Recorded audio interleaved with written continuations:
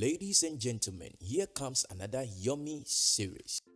Hello lovelies, welcome back. Today I'm sharing with you easy breakfast recipe, super delicious and healthy. If you want to know how I made this, please keep watching. Don't forget to like and share. Thank you, and let's start cooking. In my cooking pot, I'll go in with 2 cups of oatmeal, salt and sugar.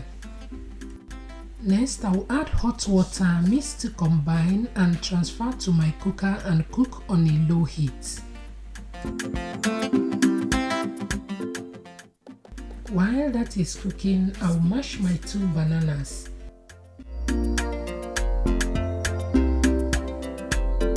Delicious.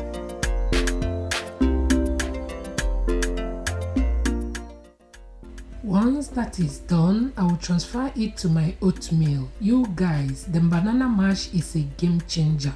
Very delicious. I will mix to combine and serve. I urge you to give this a try. Very delicious. I'm going to add milk and enjoy. Thank you all for watching. Thank you for your love and support. If you haven't subscribed to our channel, please take a moment to subscribe. Share this video with your friends and families. Thank you, and always be positive. And see you in our next video. Bye guys.